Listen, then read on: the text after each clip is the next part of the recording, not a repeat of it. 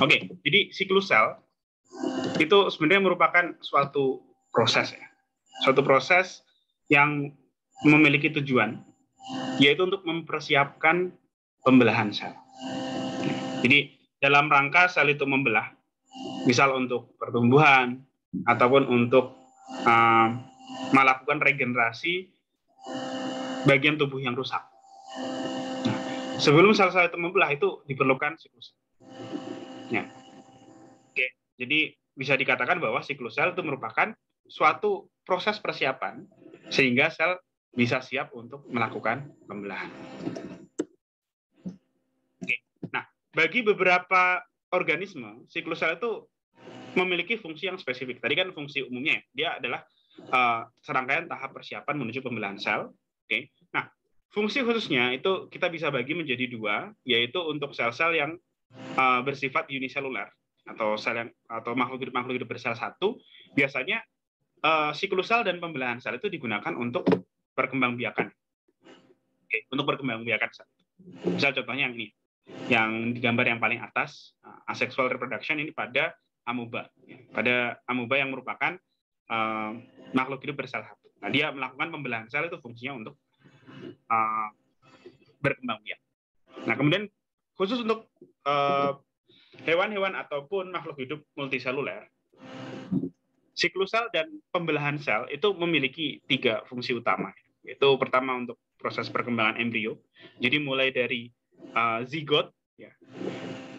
Zigot, kemudian dia membelah menjadi beberapa sel, menjadi morula, morula berkembang menjadi blastula, dan kemudian jadi gastrula dan seterusnya hingga menjadi bayi yang utuh. Ya, atau secara umum ya kita sebut sebagai tahap-tahap perkembangan embrio. Nah, di sana juga memerlukan pembelahan sel. Oke. Nah, kemudian selain itu juga ketika terjadi pertumbuhan, mulai dari ketika hewan itu dilahirkan sampai misal pada tahap dewasa seperti kita sekarang. Nah, itu juga terdapat proses pembelahan sel di sana. Ya, makanya dulu ukuran kita itu kecil dulu waktu masih bayi. Nah, kemudian makin lama makin besar sampai saat ini. Nah, itu memerlukan pembelahan sel juga. Sama yang terakhir untuk regenerasi atau perbaikan jaringan-jaringan yang rusak. Oke, itu fungsi dari siklus sel dan juga pembelahan sel.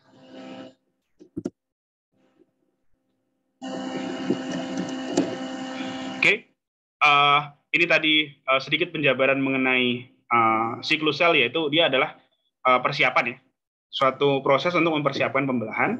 Nah, dari keseluruhan tahap persiapan yang dilakukan oleh sel, nah yang paling utama yang diperlukan adalah proses duplikasi materi genetik atau penggandaan DNA. Oke, jadi kita tahu kalau DNA itu fungsinya apa sih? Ada yang masih ingat DNA fungsinya apa? Silakan.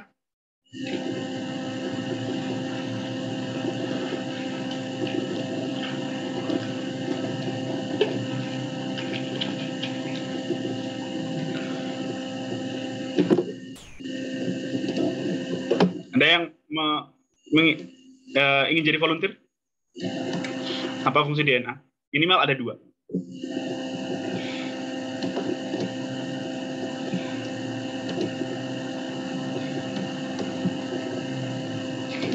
Tidak ada? Aku tunjuk ya. OLEP deh. OLEP. Apa fungsi DNA? Fungsi DNA sebagai informasi genetik. Maksudnya informasi genetik seperti apa? Jadi kayak sebagai apa ya? Suatu sel itu informasi yang dilakukan oleh sel itu awalnya dari DNA kayak terus mengikuti DNA gitu. Ada yang mau menambahkan? Terima kasih, OLEP. Siapa nih? Di OLEP sekarang Hera deh. Hera.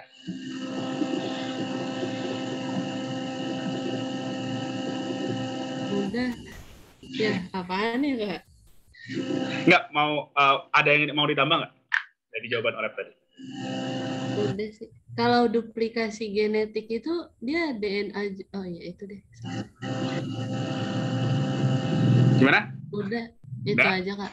Oke. Yaudah, aku sedikit tambahkan ya. Jadi benar, secara umum DNA itu merupakan informasi genetik ya. Merupakan informasi. Nah, maksudnya informasi genetik itu apa? Jadi ada dua. Kita bisa jabarkan jadi dua. Yang pertama, DNA itu berfungsi untuk menentukan sifat. Ya. Jadi misal contoh, kita memiliki rambut lurus atau misal rambut keriting, mata berwarna coklat, mata berwarna merah dan seterusnya ya. Jadi intinya apapun penampakan yang kita punya, ya penampakan tubuh yang kita punya, umumnya dia dikontrol oleh DNA. Ya, jadi DNA yang menentukan. Makanya dia disebut sebagai informasi ya. Misal kalian orang tua kalian misal rambutnya lurus, oh ternyata kalian juga punya rambut yang lurus. Berarti kan di situ ada informasi yang diturunkan kan ya. Kenapa? Karena kalian memang mendapatkan DNA dari orang tua, gitu. Dari siapa lagi gitu kan. Oke. Jadi informasi-informasi itu akan diturunkan ya, dari orang tua ke anak. Ya, atau dari satu sel ke sel hasil pembelahan. Nah, itu yang disebut sebagai membawa informasi genetik. Ya. Jadi DNA itu bentuknya suatu molekul kimia gitu ya. Tetapi di dalam molekul kimia itu terdapat informasi-informasi yang bisa diterjemahkan. Yang mana hasil penerjemahannya adalah kayak tadi fenotip atau penampakan yang kita punya. Ya tadi rambut lurus, mata merah dan lain sebagainya lah. Gitu. Oke, ya itu yang dimaksud sebagai DNA itu mengandung informasi genetik. Itu yang pertama. Yang kedua, DNA juga dikatakan kalau pada sel ya, kita kemarin belajar mengenai sel, terutama untuk nukleus atau inti sel. Inti sel kan di dalamnya terdapat DNA ya, yang paling utama. Emang fungsinya apa? Oh ternyata fungsi inti sel adalah untuk menentukan atau mengatur segala aktivitas sel. Ya berarti segala aktivitas sel yang ada di tubuh kita itu yang mengontrol nukleus atau DNA ya secara spesifik. Nah, kok bisa? Nah, kalau masih ingat kita kemarin belajar bahwa yang namanya DNA itu pada suatu titik akan diterjemahkan.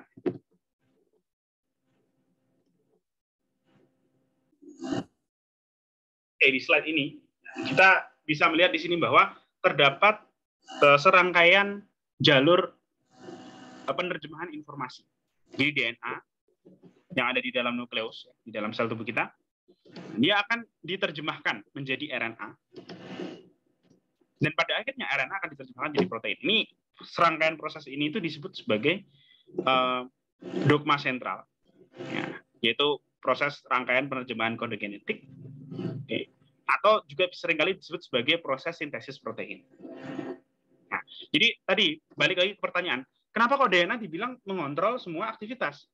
Karena ini terjadi gitu ya. DNA diterjemahkan jadi RNA, RNA diterjemahkan jadi protein. Dan kemarin sebelumnya kita belajar bahwa emang protein itu apa sih gitu? Fungsinya apa? Nah, kita tahu bahwa protein itu memiliki fungsi untuk melakukan semua aktivitas seluler. Ya, berarti di sini secara tidak langsung, DNA itu pada akhirnya akan diterjemahkan jadi protein pada akhirnya. Sedangkan protein itu fungsinya untuk melakukan semua aktivitas. Oh, berarti benar dong. DNA itu memiliki fungsi untuk mengontrol atau mengatur semua aktivitas sel tubuh kita. Oke, yang mana di pertemuan sebelumnya aku memberikan contoh bahwa apapun yang kita lakukan, kalau kita lihat dari level molekuler ataupun level seluler, ternyata yang melakukan itu adalah protein sebenarnya. Ya. Oke, itu ya. Itu mengenai fungsi dari DNA ya. Yang pertama untuk dia sebagai informasi genetik untuk menentukan sifat. Ya. Yang kedua dia berfungsi secara tidak langsung untuk mengontrol aktivitas seluler. Nah, oleh karena itu pada sel yang membelah, ya, sel yang membelah diri, DNA ini harus diwariskan. Ya, jadi nggak bisa DNA kalau sel itu membelah jadi dua, satu selnya punya DNA, satu selnya kopong, nggak bisa. Ya, jadi DNA ini makanya dia harus diduplikasi, harus digandakan sebelum sel itu membelah. Dan ini adalah proses utama. Ya, dia adalah penggandaan DNA merupakan proses utama dalam persiapan pembelahan sel. Oke. Bisa dipahami sampai sini? Ada yang mau tanya dulu?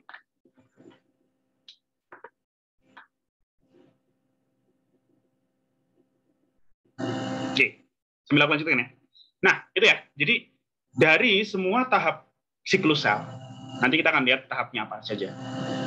Ya, ada satu kegiatan utama, satu proses utama yang dilakukan yaitu duplikasi atau penggandaan materi genetik dalam tanda kurung DNA. Oke. Nah, karena DNA di sini digandakan, jadi awalnya DNA-nya ada satu, misalnya dua gitu ya.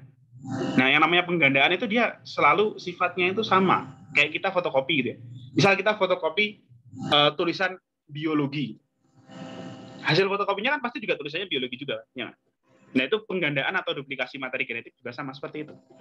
Ya, kita kemarin belajar, kalau yang namanya DNA itu dia ada urutannya gitu ya. Dia terdiri atas nukleotida, kemudian nukleotida itu dia disimbolkan dengan huruf-huruf ya. A, G, T, C, A, T, A, dan seterusnya gitu ya. Nah, ini dia akan digandakan, akan di copy paste atau di fotokopi lah. Sehingga dia menjadi 2 kali lipat, lebih banyak.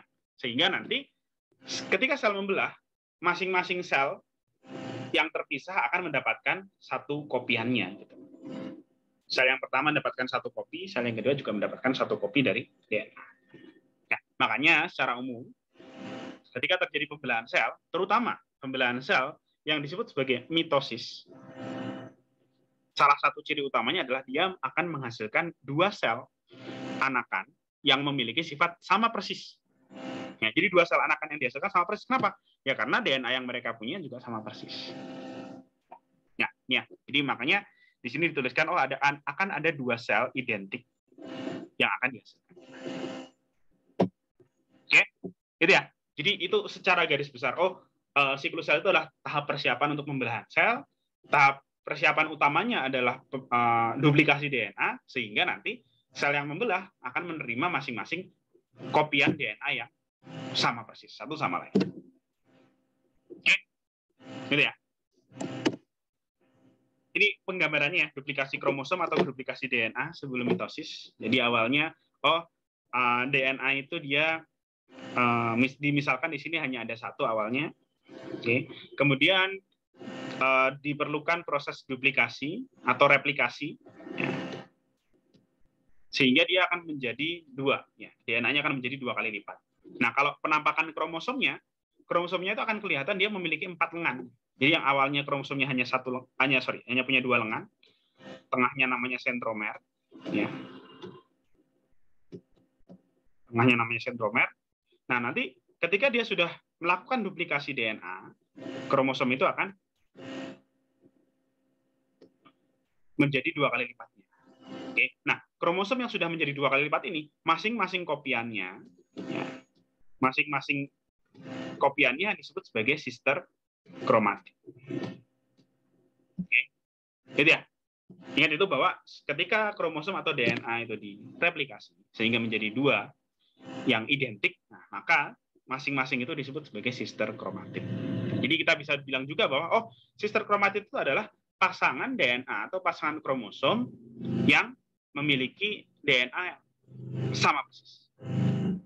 Oke, sehingga nanti ketika dibagi ke 2 sel anakan tersebut juga akan memiliki sifat yang sama persis. Oke, itu ya. Itu kurang lebih penggambaran duplikasi kromosom. Untuk proses bagaimana kromosom itu direplikasi, bagaimana DNA itu digandakan, itu nanti kita ada satu bab terpisahnya. Oke, tapi intinya, prosesnya secara garis besar, big picture-nya itu seperti ini. Oke, ya. Ada yang ingin ditanyakan dulu sebelum kita lanjutkan?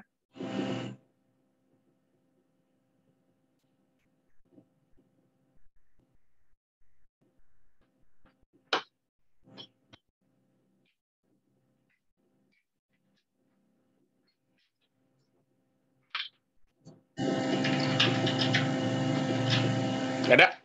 Oke. Nah, selanjutnya adalah kita membahas secara keseluruhan siklus sel. Tadi kan siklus sel proses utamanya yang harus terjadi adalah sintesis DNA atau duplikasi DNA. Nah, ini penggambaran keseluruhan. Jadi satu putaran siklus sel itu sebenarnya ada 2 tahap besar. Yang pertama disebut sebagai tahap interfase. Ini adalah tahap persiapannya. Tahap persiapan dari siklus dari pembelahan. Yang kedua ada tahap mitotik, yaitu tahap pembelahannya itu sendiri. Ya, jadi ada tahap persiapan sama tahap pembelahan. Nah, kalau dilihat dari waktunya, jadi maksudnya kalau sel itu hidup gitu ya, sel itu hidup dan kemudian membelah diri. Dari 100% waktu yang dimiliki oleh sel untuk hidup, ternyata sebagian besarnya itu dilakukan untuk interfase. Jadi event utamanya, proses pembelahan sel ini sebagai event utama, itu cuma terjadinya itu sangat-sangat sebentar dibandingkan dengan interfasenya, dibandingkan dengan persiapannya gitu. Sama seperti kalau misalnya kalian pernah mengadakan acara gitu. Ngadain acara misal pentas seni atau kelas meeting. Nah, aku bisa jamin pasti persiapan ngadain acara pentas seni itu berbulan-bulan. 3 bulan, 4 bulan, setengah tahun, bahkan mungkin 1 tahun. Tapi pentas seninya cuma 2 hari. Oke. Atau mungkin bahkan lebih sebentar lagi. Sama juga dengan siklus sel. Jadi tahap persiapan yaitu di interfase itu dia jauh lebih lama dibandingkan event utamanya yaitu pembelahan sel. Oke. Nah, dari keseluruhan interfase yang sangat lama itu, secara umum dia akan dibagi menjadi 3 tahapan. Ada tahapan G1. G itu dari growth atau pertumbuhan. Kemudian ada tahap S, sintesis DNA. Berarti ini adalah tahap utamanya ya untuk sintesis DNA. Sama yang ketiga ada tahap G2 atau tahap pertumbuhan kedua. Nah, secara umum apa yang terjadi?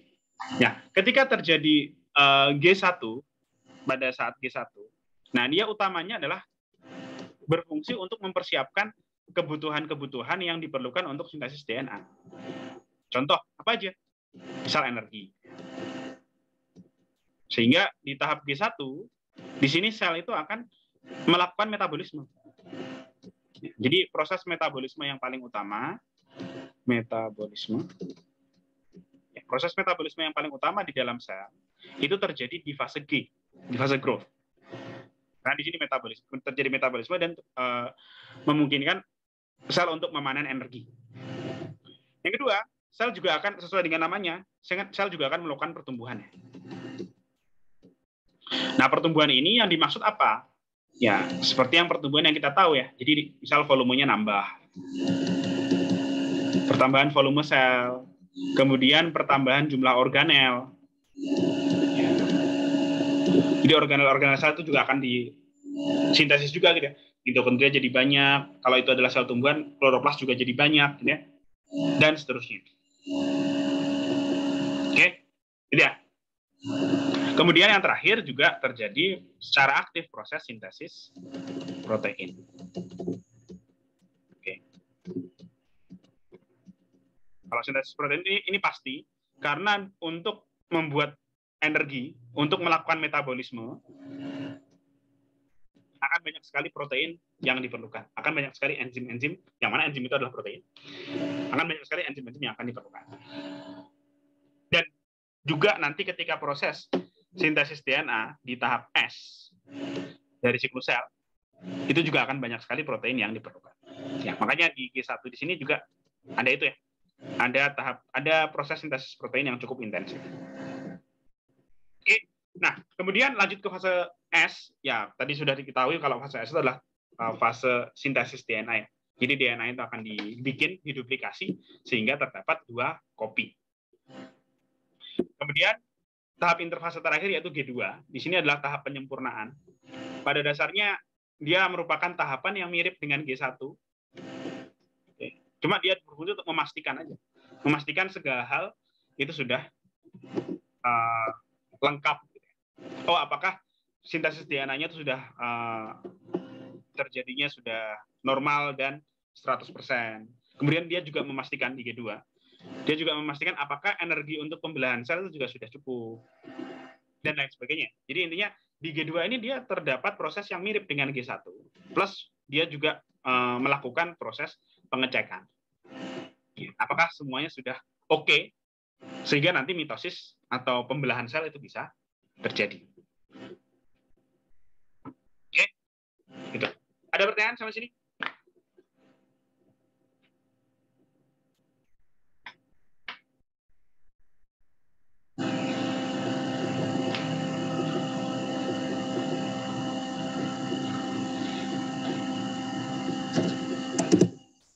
Ada?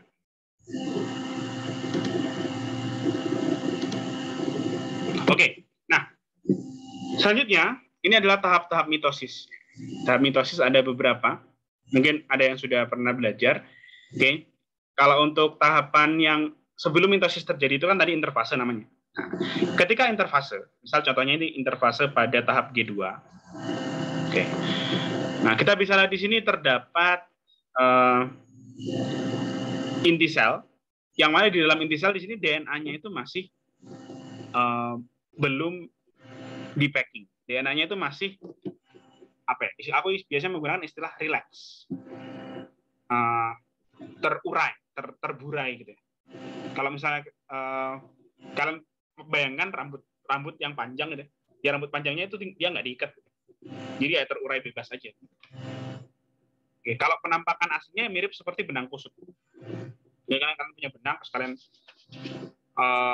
gulung-gulung ya, terus jadinya kayak gitu. Oke. Jadi seperti benang kusut, DNA di dalam inti sel pada tahap interfase. Tapi justru DNA yang bentuknya seperti benang kusut ini, yang dia tadi dibilangnya relax, terburai. Oke. Itu merupakan bentuk yang memungkinkan bagi DNA untuk proses sintesis protein. Ya. Jadi tadi kan kita tahu bahwa DNA itu jadi sesuatu yang akan diterjemahkan nih. DNA akan diterjemahkan jadi RNA terus jadi protein. Nah, proses penerjemahan ini memerlukan DNA yang rileks. Nggak bisa DNA itu dalam keadaan dipadatkan. Seperti yang akan terjadi pada tahap-tahap pembelahan sel gitu ya. Oke. Jadi waktu interfase, ketika sel itu aktif melakukan metabolisme, sintesis protein dan lain sebagainya, DNA itu justru dalam keadaan rileks. Nah, nanti ketika proses pembelahan itu terjadi, secara bertahap, DNA itu akan di-packing. Kayak kita ngelipat baju gitu ya. Baju yang awalnya dia seperti lembaran gitu. Nah, itu kita lipat. Kan dia menjadi lebih ringkas. Itulah nanti yang akan terjadi pada pembelahan sel. Oke. Nah, di sini ada tahap pertama yaitu profase. Di tahap profase kita bisa lihat DNA-nya itu sudah mulai memadat. Kromosom sudah mulai terlihat. Nah, jadi kromosom itu adalah bentuk DNA ya. Dia DNA juga gitu kromosom itu, tapi kromosom adalah DNA yang dalam keadaan memadat, gitu ya. Dalam keadaan melipat-lipat tadi. Oke. Nah ya, jadi pada tahap profase di sini kromosom sudah terlihat mulai memadat. Kemudian ada sentrosom, ya, sentrosom ini ya. Oke, yang kita pelajari pada bab tentang sel. Nah, kromosom ketika interfase dia akan membelah jadi dua. Ya. Yang mana sekedar review sentrosom fungsinya itu adalah untuk bikin atau untuk menyusun sitoskeleton mikrotubula.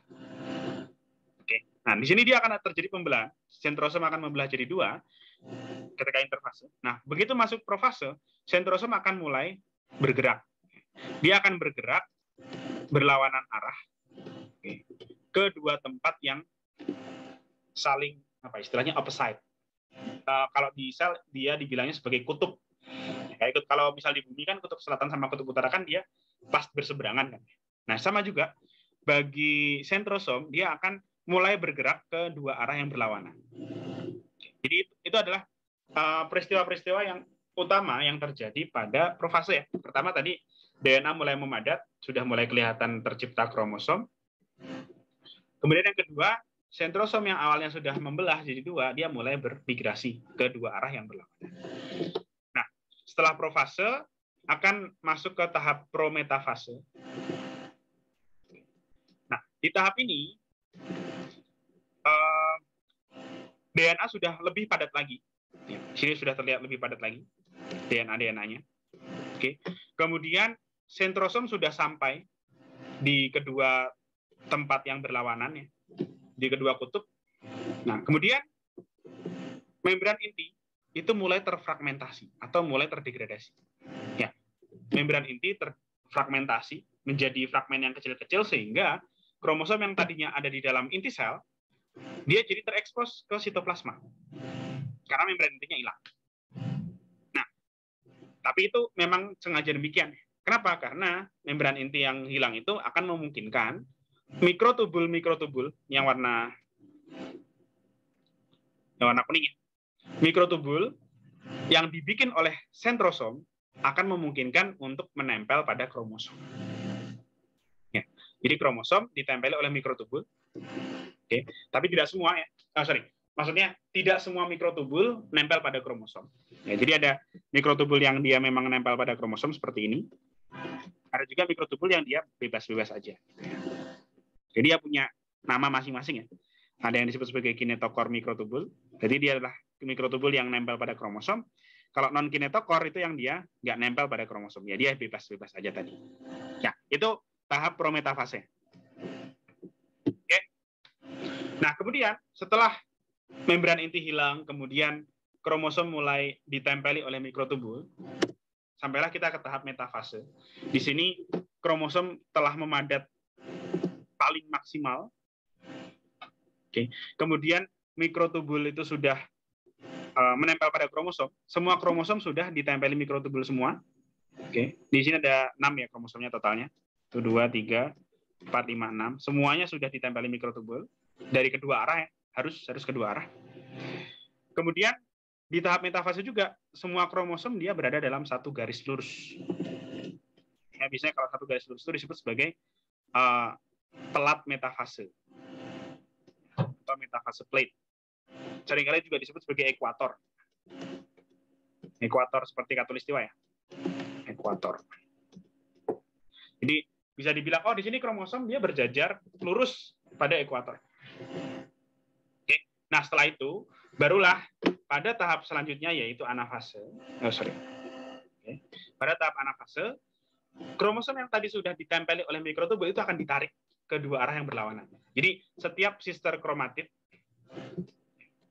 setiap kromatid saudara yang tadi merupakan hasil replikasi DNA, itu akan ditarik ke dua arah yang berlawanan, sehingga nanti masing-masing kutub akan menerima kromosom yang sama. Kutub yang atas menerima 6 kromosom, yang bawah juga menerima 6 kromosom. Yaitu adalah anafase, ketika kromosom itu ditarik ke dua arah yang berlawanan. Oke, berlanjut ke tahap terakhir dari pembelahan sel, yaitu telofase dan sitokinesis. Ini dua tahap yang terjadinya bersamaan. Telofase itu adalah tahap di mana membran inti itu sudah mulai dibikin lagi. Sudah mulai ada membran inti yang dibikin lagi, menyelubungi kromosom, ya kromosom yang sudah ditarik. Kemudian kalau sitokinesis itu adalah tahap di mana sel itu akan terbelah dua sitoplasmanya. Jadi kayak angka 8, sitoplasmanya terbelah dua, dan pada akhirnya akan benar-benar terpisah dua sel tersebut. Itu adalah sitokinesis. Oke, itu serangkaian tahap pembelahan sel yang disebut sebagai mitosis. Ada pertanyaan? Silakan.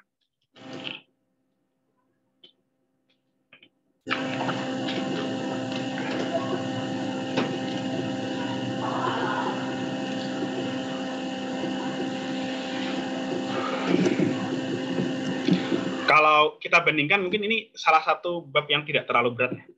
Oke, aku yakin kebanyakan mestinya bisa diterima.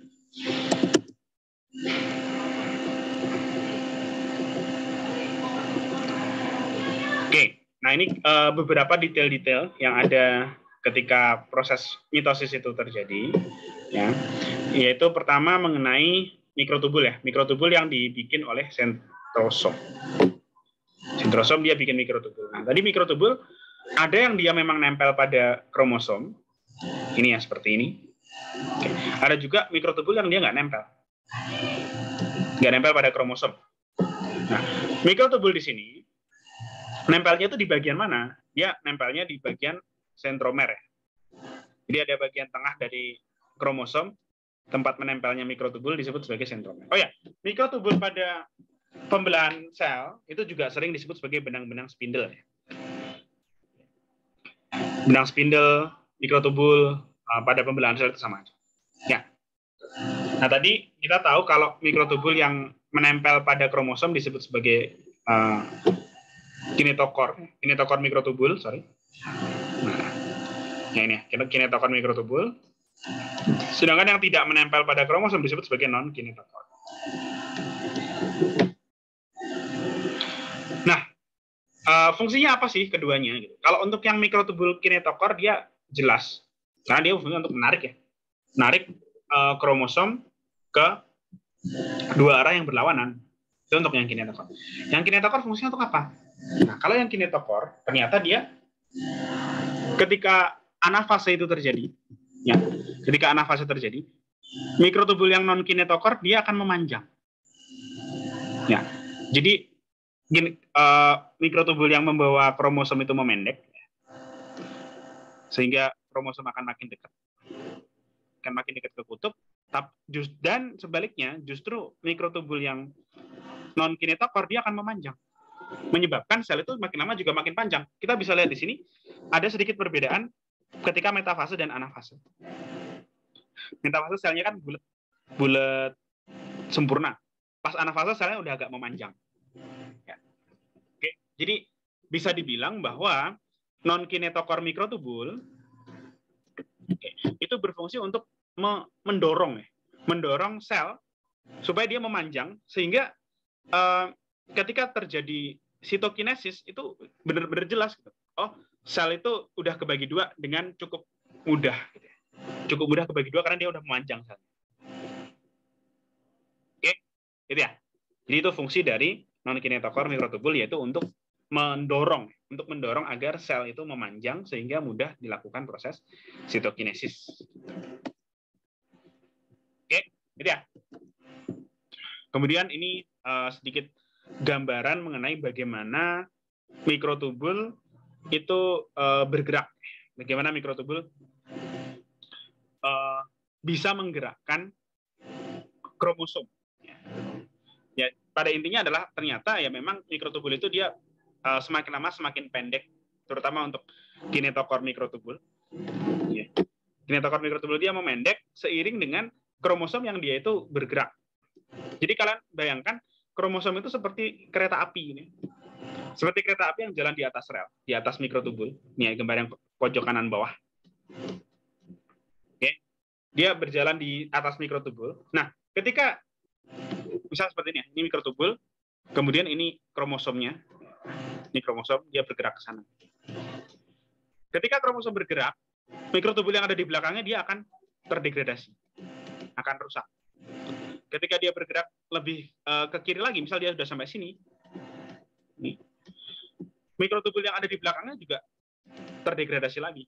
Jadi makin lama memang makin pendek. Jadi seiring dengan berjalannya kromosom sepanjang mikrotubul yang sudah dilewati, yang ada di belakangnya, itu akan terdegradasi. Oke, gitu ya. Itu mengenai mekanisme bagaimana kromosom bisa ditarik ke dua arah atau ke dua kutub yang berlawanan. Oke, kemudian ini juga ada sedikit detail mengenai proses sitokinesis, yang mana ini dibagi menjadi dua. Sitokinesis pada sel hewan yang di gambar kiri dan pada sel tumbuhan yang ada di gambar kanan. Oke. Kalau pada sel hewan, nah sitokinesis itu akan dia akan dibantu oleh adanya cleavage furrow atau celah pembelahan. Jadi dia mirip seperti kalau kalian punya balon gitu ya, balon yang lonjong, kemudian tengahnya itu kalian jepit misal pakai benang gitu. Dia kan nanti akan seperti ini penampakannya. Ya seperti inilah, seperti sel ini. Jadi akan ada bagian dari sel yang akan mengkerut ya, kejepit sampai pada akhirnya sel ini bisa terpisah sitoplasmanya menjadi dua. Nah ini lekukannya disebut sebagai cleavage furrow. Yang mana cleavage furrow ini dia merupakan kerja dari mikrofilament. Ya, jadi kalau masih ingat, mikrofilamen adalah salah satu jenis sitoskeleton. Sitoskeleton yaitu sitoskeleton yang paling kecil. Ya, jadi dia juga berfungsi selain yang dulu kita pelajari, sitoskeleton itu, yang kalau mikrofilamen itu untuk bikin pseudopodia, kemudian dia juga berfungsi untuk menentukan bentuk sel, gitu ya. Sehingga misal contohnya sel saraf punya bentuk yang aneh, ya. Sel saraf punya dendrit, punya penjuruan-penjuruan sitoplasma, ataupun mikrofili pada sel usus halus, itu semua gara-gara ada mikrofilamen. Ya. Tapi ternyata mikrofilamen juga punya fungsi untuk pembelahan sel, terutama pada sitokinesis di sel hewan. Nah, kalau pada sel tumbuhan, ternyata sitokinesisnya beda lagi. Di sini terdapat istilahnya adalah cell plate. Jadi kalau sel hewan ada cleavage furrow, kalau pada sel tumbuhan ada cell plate atau pelat sel. Pelat sel itu apa? Pelat sel itu adalah kumpulan vesikel, kumpulan gelembung-gelembung. Ini kelihatan lah ya, gelembung-gelembung kecil. Isinya itu bahan dinding sel. Ya, berisi vesikel, berisi selulosa, bakal dinding sel. Nah, nanti vesikel ini akan bergabung satu sama lain sehingga menjadi vesikel yang gede. Ini disebut sebagai cell plate. Nah, dan ternyata karena tadi dia isinya adalah selulosa, isinya adalah bahan dinding sel, ya berarti nanti vesikel yang ukurannya gede di sini isinya dinding sel juga ya. Nah, sehingga pada akhirnya nanti pelat sel ini dia akan bergabung dengan dinding sel yang sudah ada. Ya. Jadi makin lama makin panjang dia si cell plate atau pelat selnya, sehingga pada akhirnya menggabung pada dinding sel yang sudah ada ya. Dia bergabung pada dinding sel yang sudah ada. Sehingga jadilah gambar yang paling kanan. Oke. Itu dua perbedaan. Itu adalah gambaran dari sitokinesis pada dua sel yang berbeda, sel hewan dan sel tumbuhan. Oke, ada pertanyaan sampai sini?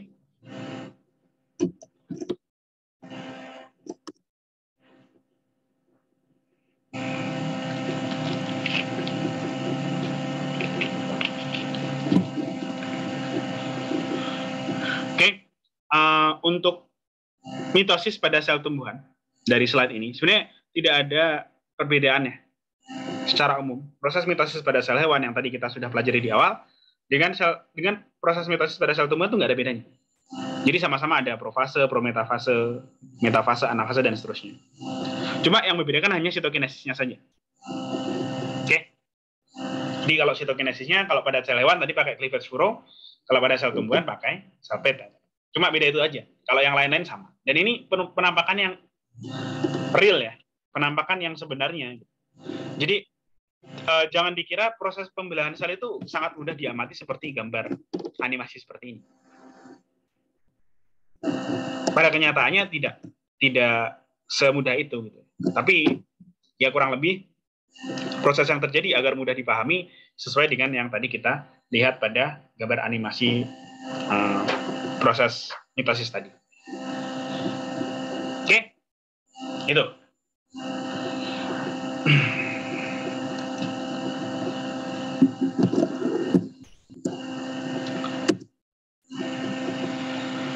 Nah, selanjutnya bagaimana dengan bakteri? Kalau pada bakteri itu tidak dikenal adanya siklus sel.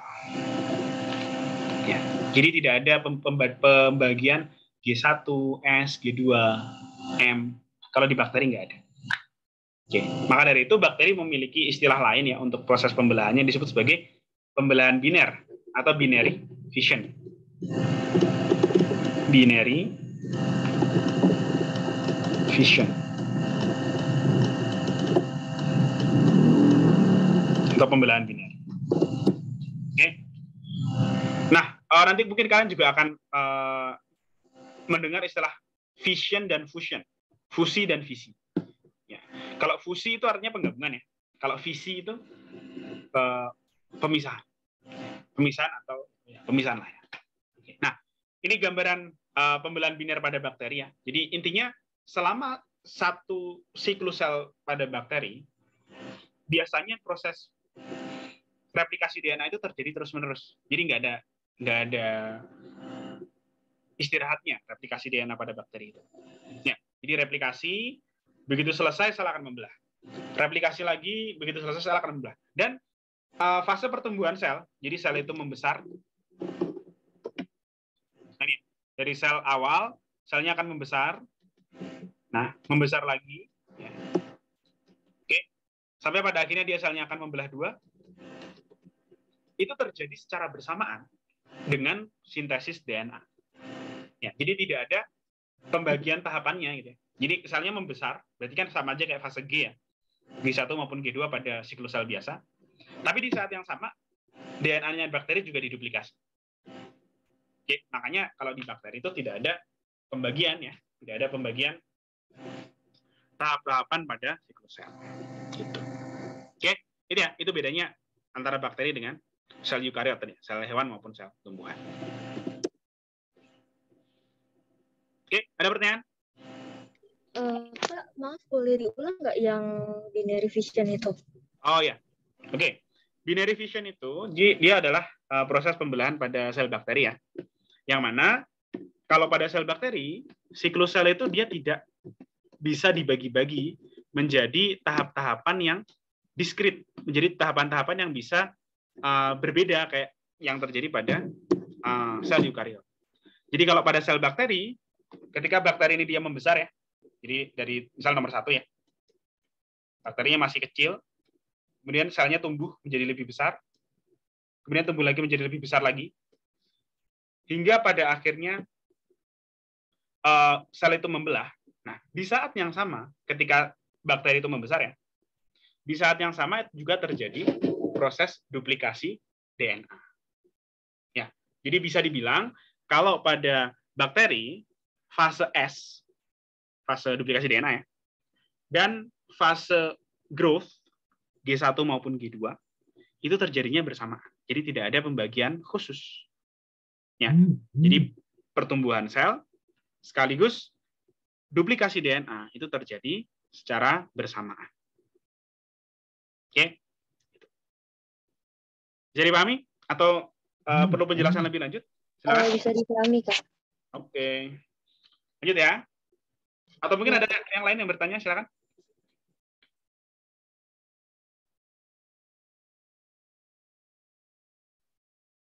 Ya, oke.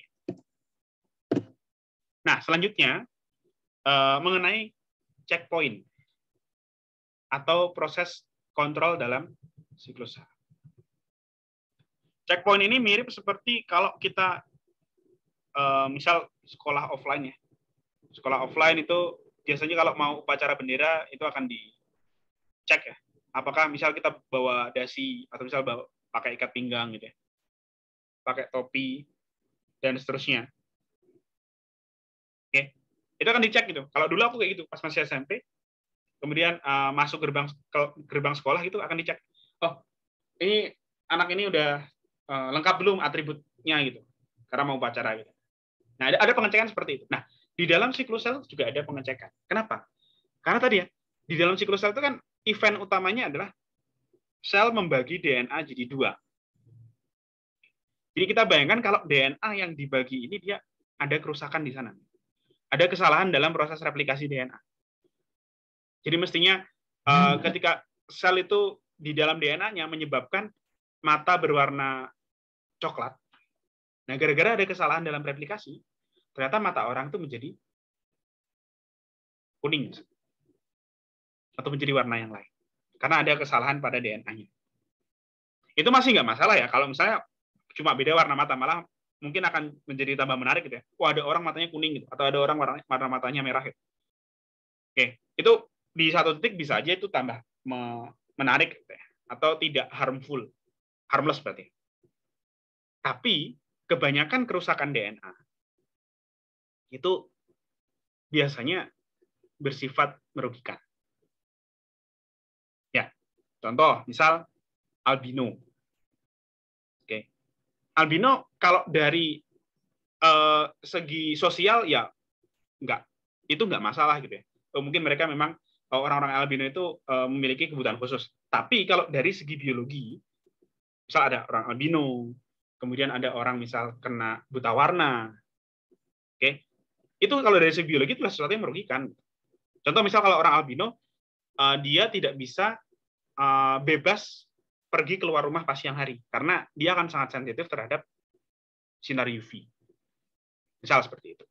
Nah, jadi banyak sekali kerusakan DNA yang akan mengarahkan ke sana, ya, mengarahkan sesuatu yang merugikan. Itu albino itu masih oke ya, itu merugikan tapi tidak sangat-sangat fatal. Nanti akan banyak sekali proses perubahan DNA atau yang disebut sebagai mutasi itu akan menyebabkan kerusakan ataupun dampak-dampak yang jauh lebih fatal dari itu. Nah, maka dari itu siklus sel itu harus dikontrol, ya, harus diatur. Ya. Nah, pengaturan itu dia seperti apa? Jadi pertama dia adalah suatu mekanisme ya, mekanisme untuk mengendalikan kecepatan siklus sel ya, atau dalam secara tidak langsung mengendalikan kecepatan pembelahan sel. Agar dapat lanjut ke tahap siklus sel berikutnya, ada syarat-syarat yang harus dipenuhi. Nah, pengecekan syarat-syarat tersebut disebut sebagai checkpoint. Jadi checkpoint itu adalah kalau ada syarat-syarat untuk beralih dari satu tahap ke tahap selanjutnya, ini ada syaratnya nih, A, B, C, D. Nah, itu akan ada pengecekan. Pengecekannya disebut sebagai checkpoint. Ya, di dalam sel ada tiga tempat checkpoint itu, yaitu di G1. Jadi G1 tadi kan tempat growth ya, tempat pertumbuhan sel ya, untuk mempersiapkan fase S. Jadi metabolisme, kemudian sintesis protein gitu ya. Nah, itu akan dicek sebelum masuk fase S. Karena kalau misalnya proteinnya belum cukup, energinya belum cukup, fase S nanti dia akan terganggu. Ya. Makanya harus dicek di fase G1 menuju ke fase S. Itu checkpoint yang pertama. Checkpoint yang kedua ada di fase G2. Ya.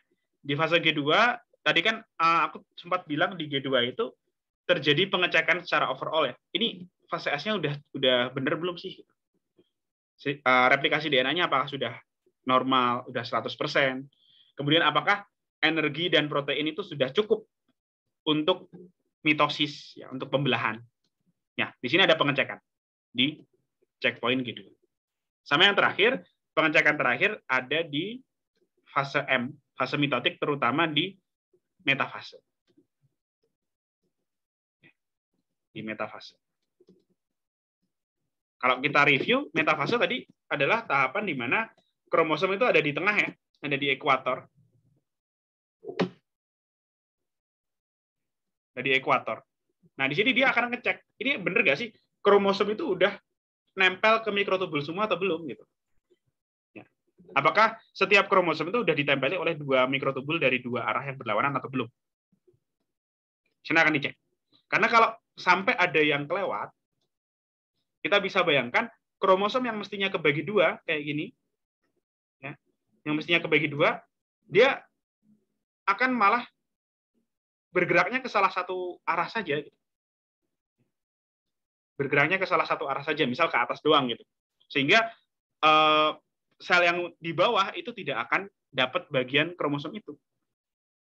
Nah, itulah nanti proses ini ya.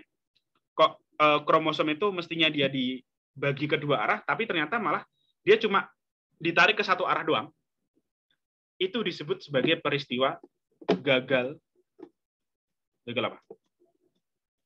Gagal pisah. Bukan gagal move on ya. Gagal pisah. Ini istilahnya disebut sebagai non-disjunction. Non-disjunction. Oke. Jadi peristiwa di mana kromosom yang mestinya ditarik ke 2 arah yang berlawanan, tapi malah ketariknya ke satu arah doang. Ke salah satunya. Itu disebut sebagai non-disjunction. Efek-efeknya cukup banyak. Ada beberapa yang terkenal. Nanti kalian bisa cari ya. Ada istilah Down syndrome. Down syndrome, kemudian apa lagi? Ada sindrom Turner. Kemudian ada Klinefelter.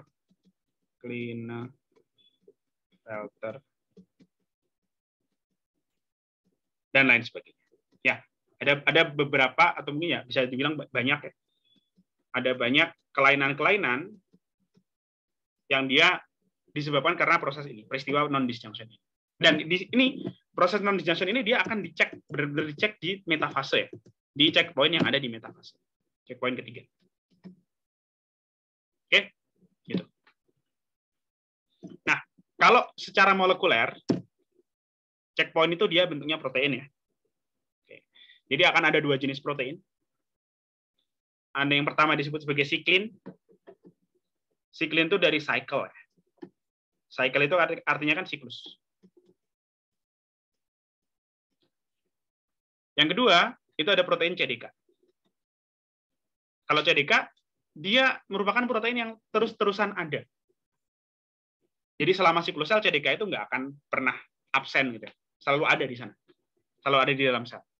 Kalau siklin, nah ini, siklin itu dia tergantung checkpoint mana yang sedang aktif. Kalau misal nih, checkpoint G1. Checkpoint G1 lagi aktif. Oh, artinya apa? Oh, artinya siklin itu dia sedang ada di sana. Berarti di sini ada siklin G1, siklin G1, ada siklin G2, dan siklin M. Ya, masing-masing dia hanya akan ada pada tahap yang bersangkutan. Ya, jadi siklin G1 cuma ada ketika G1 doang. Siklin G2 cuma ada ketika G2 doang, dan seterusnya. Dan kompleks antara siklin dan CDK, gambarnya yang di kanan ya.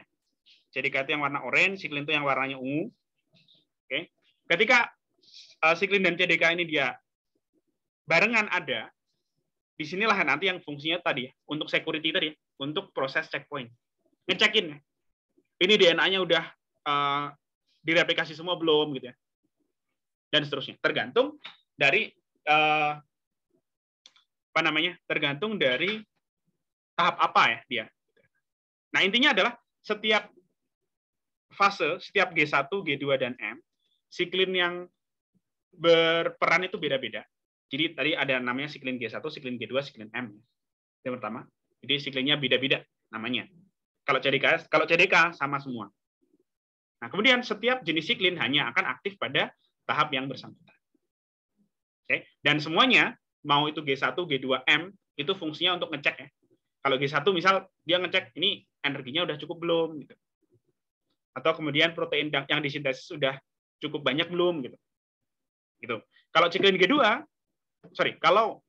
G2 bersamaan dengan CDK, ya, dia akan ngecek. Wah, ini replikasi DNA yang udah terjadi di fase S udah sempurna belum? Kemudian udah siap masuk ke fase M belum gitu. Dan seterusnya. Nah, sedangkan kalau siklin dan CDK di fase M, di fase mitotik tadi di metafase, nah itu ya, terutama tadi ngecek apakah semua kromosom sudah attach ke mikrotubul atau belum. Oke, jadi kurang lebih cara kerjanya seperti itu ya.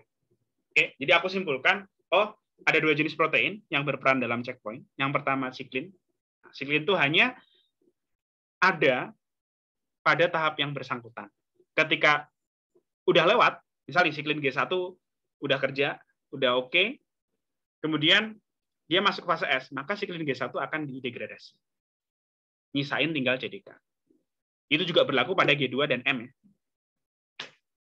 Itu ya, itu kesimpulannya. Jadi pertama ada protein siklin yang dia hanya ada pada tahapan tertentu saja. Yang kedua ada CDK yang dia selalu tersedia kapanpun, atau istilahnya adalah konstitutif.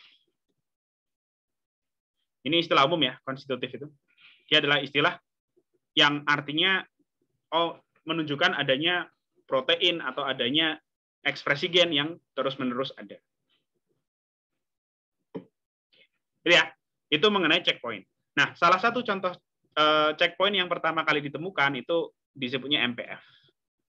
MPF ini adalah kompleks dari siklin CDK. Yang pertama kali ditemukan pada embrio katak. Jadi kalau nanti misal kalian baca Campbell terus bingung, lah ini CDK tambah siklin kok jadi MPF dari mana gitu. Ya MPF ini dia istilah umum untuk siklin tambah CDK. Namanya MPF.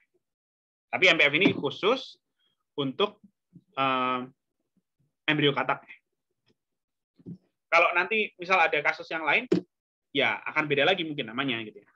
Siklin plus CDK dia pada organisme yang lain juga dia kemungkinan akan memiliki nama yang lain juga. Oke, tapi intinya kita yang harus kita tahu adalah pokoknya checkpoint itu adalah gabungan antara siklin dan CDK. Kalau salah satunya nggak ada, maka ya checkpoint sedang tidak ada juga. Oke. Ada yang mau ditanyakan sampai sini? Aku mau nanya. Boleh, silakan. Kalau kan si checkpoint itu tadi dia buat ngecek si masing-masing selnya itu buat siap atau enggak buat masuk ke tahap selanjutnya. Nah, terus kalau misalnya kayak akhirnya dia ada kesalahan gitu, atau misalnya kayak tiba-tiba ada kelainan genetik, itu karena ada yang salah di checkpointnya atau gimana? Nah, ya, itu yang akan kita bahas selanjutnya. Ya, jadi ketika sel itu misal tidak lolos gitu ya, tidak lolos pengecekan di checkpoint. Nah, itu akan ada beberapa opsi. Yang pertama, sel itu bisa saja nunggu dulu, ya, menunggu dulu sampai dia bisa lolos. Misal nih contoh, kalau ada checkpoint di G1, kemudian waktu dicek, lah ini energinya kurang nih, ya sel akan nunggu. Sel akan nunggu sampai energi yang dimiliki sel itu mencukupi. Baru nanti dia akan diloloskan. Kalau ditunggu ternyata dia tidak memenuhi syarat, tetap tidak memenuhi syarat, maka siklus sel akan berhenti di sana. Jadi kalau G1, oh ternyata dia nggak memenuhi syarat nih, udah ditunggu berapa lama tetap nggak memenuhi syarat, ya udah dia akan stop di situ. Nah, kalau khusus pada G1, ya, ketika sel itu dia tidak lolos checkpoint G1, dia berarti kan tetap ada di G1 itu ya. Jadi dia berhenti membelah, itu ada istilahnya yaitu G0. Di G0 itu adalah saat di mana sel tidak lolos checkpoint G1 dan tetap stay di G1 itu dan tidak ngapa-ngapain lagi. Ya udah, selnya hidup tapi dia tidak lanjut ke tahap selanjutnya. Itu disebut sebagai G0. Atau bahasa sederhananya adalah sel-sel yang ada di fase G0 itu adalah sel yang tidak membelah. Contoh, misal sel otot, sel saraf. Itu adalah dua jenis sel yang dia memang tidak bisa membelah. Jadi dia secara terprogram dia ada di G0. Tapi kalau untuk sel-sel yang lain yang mestinya membelah tapi dia tidak bisa membelah, ya berarti dia gara-gara tidak memenuhi syarat. Gitu. Gitu ya. Jadi intinya kalau misalnya terjadi, contoh tadi yang ditanyakan, kalau terjadi kerusakan DNA gimana? Nah, dengan adanya checkpoint jadinya akan ada kesempatan. Jadi misal nih checkpoint G2. Checkpoint G2 tadi kan fungsinya untuk ngecek DNA itu udah replikasinya udah sempurna atau belum. Kalau belum gimana? Kalau belum, sel itu akan nunggu hingga sel itu selesai memperbaiki DNA yang tadinya tidak sempurna. Misal tadi ada mutasi ya, atau ada perubahan, kerusakan sesuatu, itu akan ditunggu diperbaiki dulu. Oke, jadi sampai itu selesai, maka sel akan berhenti, dan kalau sudah selesai baru dia akan lanjut. Nah, tapi ada banyak kasus di mana ternyata sel itu tidak bisa memperbaiki kesalahannya. Atau bisa dibilang kesalahannya itu udah terlalu banyak.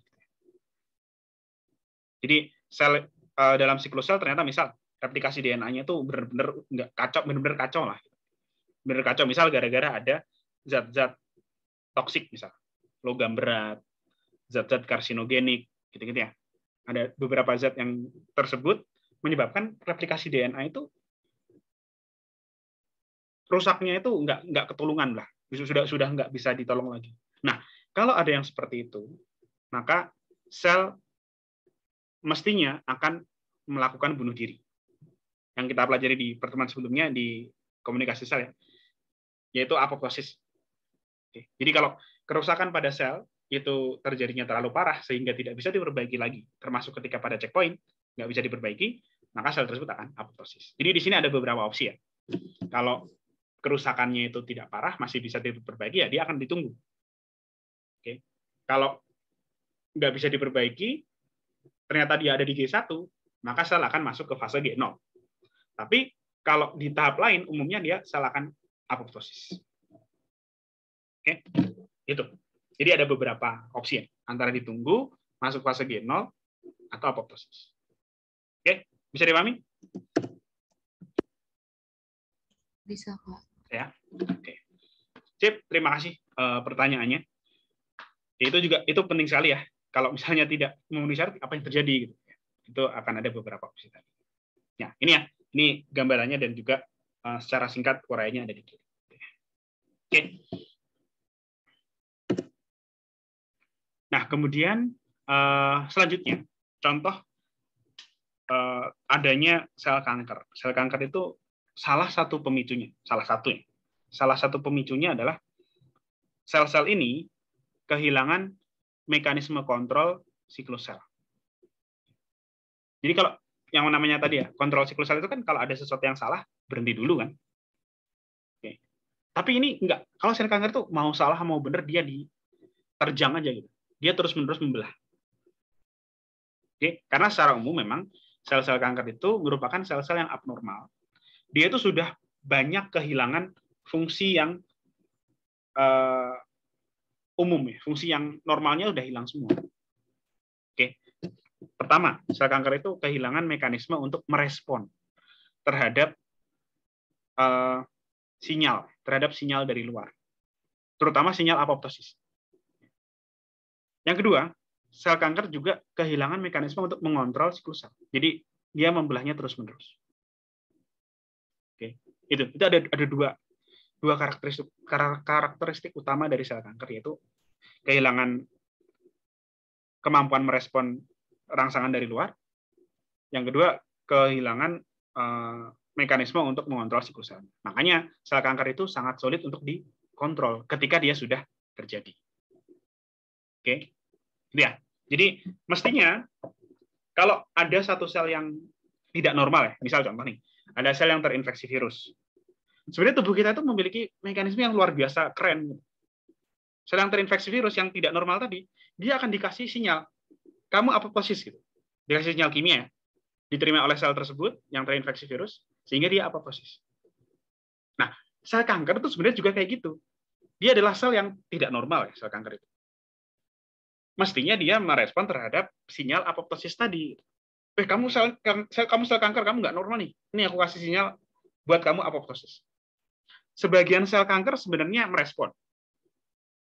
Ya, jadi merespon sinyal apoptosis tadi. Oke. Tapi sebagian kecil sel kanker ternyata dia pinter, lebih pinter. Dia tidak mau merespon sinyal apoptosis tadi.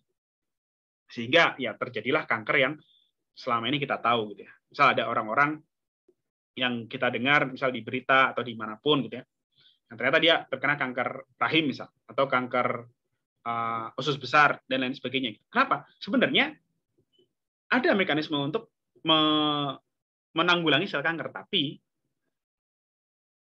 sebagian sel kanker itu dia bisa menolak mekanisme itu. Jadi dia pinter. Jadi kalau misalnya kita bayangkan sebenarnya di dalam sel tubuh kita itu mungkin sedang ada sel kanker juga yang setiap hari itu muncul yang baru gitu. Sel kanker ada di mana. Tapi kebanyakan sel kanker itu dia bisa merespon terhadap sinyal apoptosis.